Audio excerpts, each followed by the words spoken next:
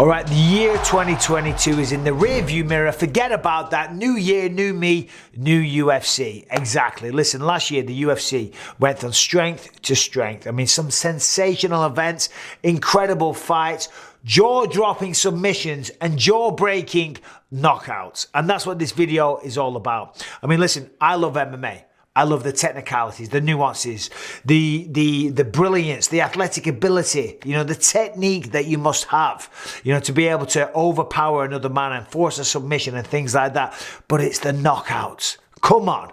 The knockouts are what really drops people's jaws to the floor. You know what I mean? Leaves them mouth open, right? The knockouts. There's nothing more shocking in boxing, in MMA, in a fight on the street, than when someone gets hit and they go unconscious, and that is that. And by the way, there's nothing cooler as well. When you're the guy delivering it, it's awesome, whether it be in the UFC or on the street when you shut them up.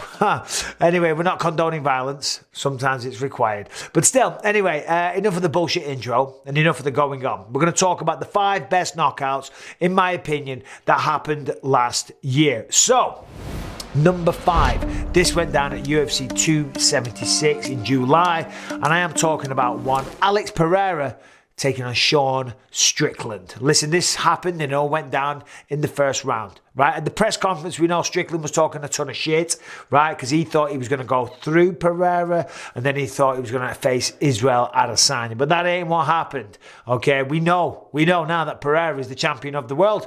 He finished Izzy in round 5, and he finished him before in kickboxing. But even still, Sean Strickland, he believes in himself, and you've got to do that as a fighter. But maybe a little too much belief on this occasion. Sean's a good grappler, should have grappled him, but wanted to stand. He's not the best wrestler though, so sometimes I think he's forced to stand. But anyway, regardless. So the fight, it was over in round 1. Strickland went walking forward, and Pereira set the perfect trap, okay? A lot of people have reported this, but I was talking about this a while ago. What he was doing, Pereira, as Strickland was coming forward, he was using the lead hand and just jabbing the body over and over again. Why? Well, because it brings the hands down. Simple as that. The left hook is one of Pereira's best shots. It was the left hook that knocked Izzy out in kickboxing. And certainly the left hook was one of the dangerous ones when Pereira won the belt from Izzy as well. So that is his money shot, and he's looking to land it. So yeah, Sean is walking him down, and Pereira, being as good as he is and being as hard hitting as he is, boom, boom, boom, to the body, over and over again. Sean brings the hands down, and that's it. He has fallen into the trap. Boom, left hook over the top, puts him down, and I think put him to sleep. Anyway, there's my number 5. Moving on, number 4. Knockout of the year, and this one went down in beautiful San Diego, California. I was calling this one with Brendan Fitzgerald and Daniel Cormier, and I am talking about Marlon Cheeto Vera going up against my mate Dominic Cruz. In fact, they're both my mates, and I have this at number 4. And it went down in round 4. The knockout finished in round 4. It was in San Diego. I don't relish bringing this one up. It was a painful one for me because I'm friends with both guys. And I'm always of the impression, may the best man win. And sometimes that's not your mate or your buddy, but you've still got to give that guy credit. In this situation, they're both friends of mine. Cheeto's a good friend. Dominic, I've worked with him for years. I've worked with Dominic since at Fox Sports since 2012. And yeah, sometimes he winds me up, and sometimes I literally want to strangle him. But he's awesome. I really, really like the guy. He's a great human being, and he's had an incredible career.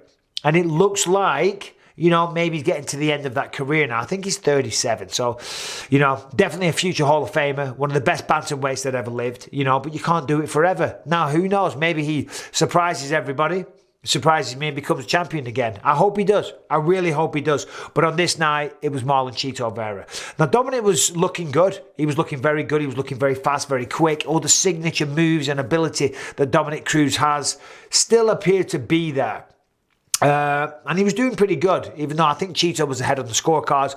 But it was round 4. Cheeto was walking him down. He had Cruz backed up against the fence. When you're backed up against the fence, when you're someone like Cruz, you've either got to go left or you got to go right. It doesn't matter if you're someone like Cruz, you got to go left or you got to go right. Or you can go straight through your opponent, but he didn't want to do that.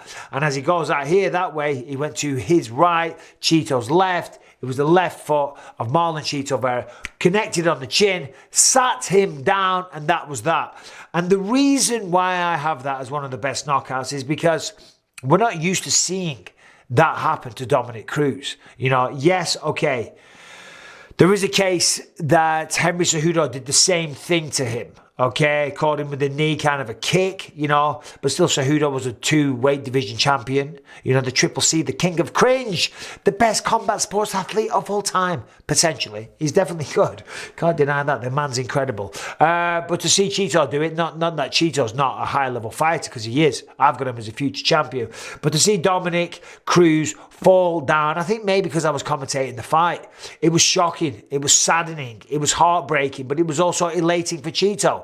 As I say, may the best man win, but, you know, that night belonged to Marlon Chito Vera, and I look forward to both of them stepping foot back in there. All right, moving on to number 3.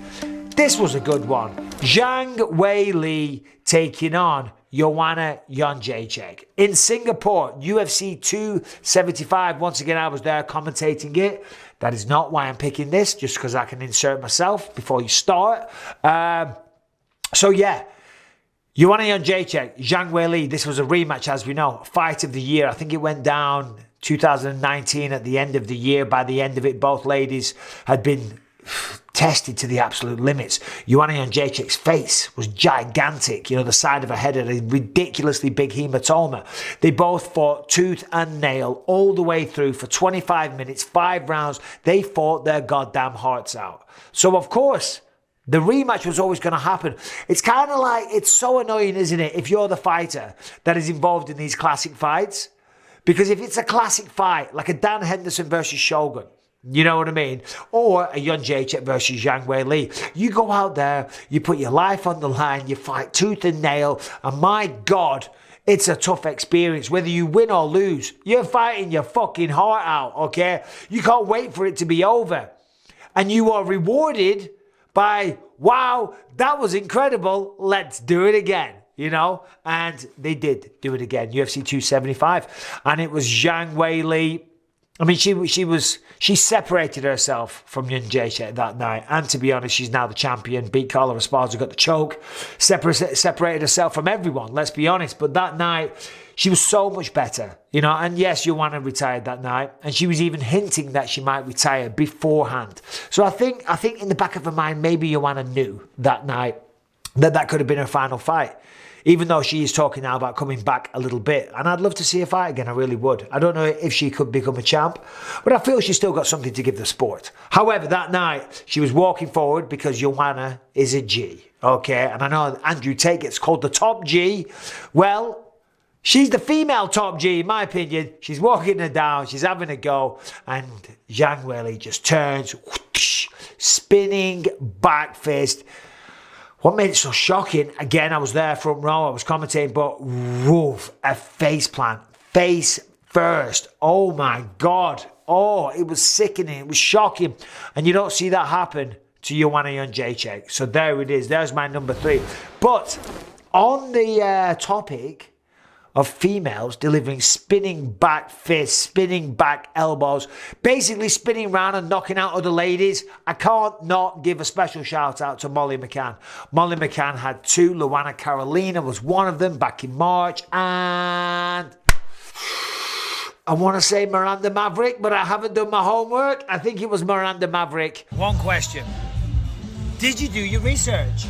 All I'm wishing is that we had a mute. Way back in July as well. And they were sensational. They were beautiful. They might have even been technically better.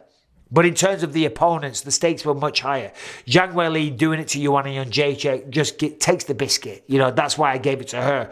But Molly's were maybe even more impressive, but the kind of like lower level competition. That's not an insult. She was amazing. Shout out Molly McCann. I had to give her a shout out.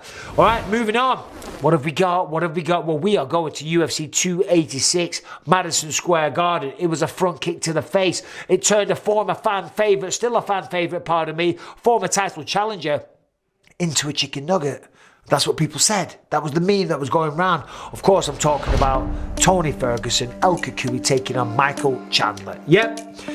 Ferguson, love Tony, I do. He's given so much to the sport, and he's not somebody that I would ever mock or take the piss out of. But I will have a bit of fun, because I do have fun at everyone's expense. That's why you watch this channel. But Tony was doing good. We know he was on a bit of a skid. What was it? I don't know, 4 or 5 fights, something like that. But anyway, regardless, he'd lost a few coming into this one. But that's why you got to respect Tony, because even though, you know, he'd lost a few fights, certainly lost his form, you know, lost that status as a title challenger, he's still going in there against the likes of Michael Chandler and Madison Square Garden. That man is a fighter. That's why you've got to respect that. Just unbelievable stuff. And he was doing good. He was doing good, I think, if I remember rightly, because I haven't seen it for a bit. He drops Chandler, okay?